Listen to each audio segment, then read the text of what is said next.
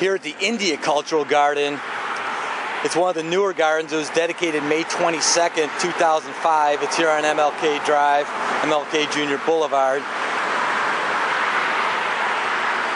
And the main thing everyone can see from the street is, of course, the large statue of Mahatma Gandhi. And it's always a source of pride for the area and the gardens that this is the only city in the world with a statue of Mahatma Gandhi on a street named for Martin Luther King. So we have Gandhi on MLK Boulevard.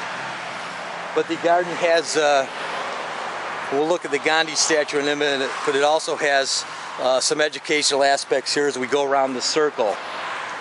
It talks about, India is so large that they have such diversity, a billion people and religions and cultures and ethnicities and languages. So these pillars try to explain some of that. This one is titled Universal Brotherhood. And as it says, the Indian subcontinent is the birthplace of many religions: Hinduism, Buddhism, Sikhism, and Jainism. It has also welcomed other faiths: Judaism, Christianity, Zoroastrianism, Islam.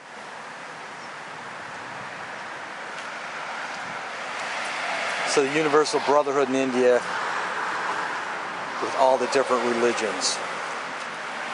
So we come to this next pillar. This talks about legacy. As Einstein says, we owe a lot to the Indians who taught us how to count, without which no worthwhile scientific discovery could have been made.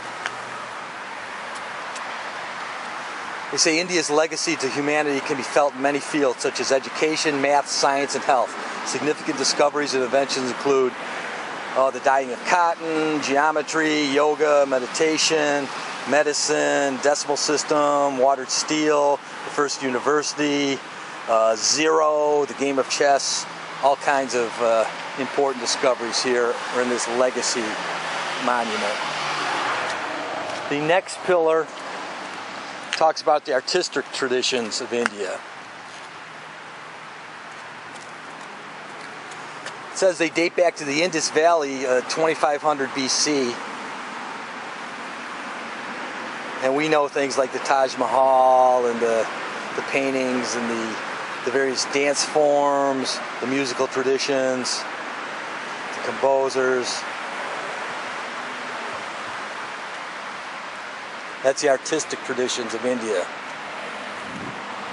As we keep walking around this circle here, the next pillar is leadership. They have a quote from Nehru: "Peace is not a relationship of nations, it is a condition of mind brought about by a serenity of soul. Lasting peace can come only to peaceful people."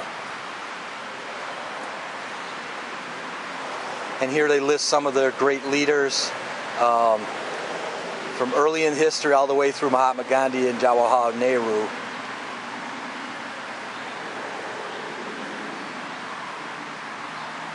That's leadership. The next pillar talks about modern India. The diverse pluralistic society of modern India is home to 7 major religions, 15 major languages, and thousands of dialects. While a large percentage of society is rural, it is also one of the greatest producers of scientists and engineers in the world. The Indian diaspora in America is over 1 million strong, and we've had many significant contributions from Indians who came over, Indian Americans. And the final pillar here is called connections.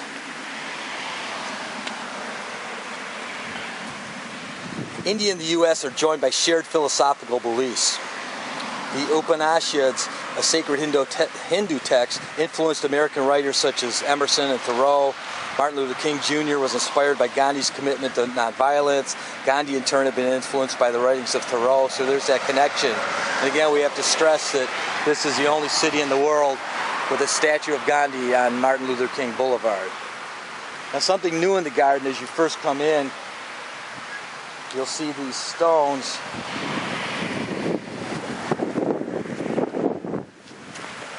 where you are welcomed in some of the languages that you'll see in India. Here, of course, we have English and Hindu, Sanskrit, Urdu, Punjabi, many others here.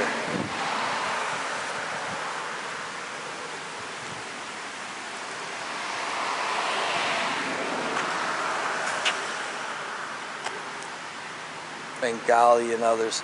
So this is new. The ambassador to India actually dedicated that this year in 2013.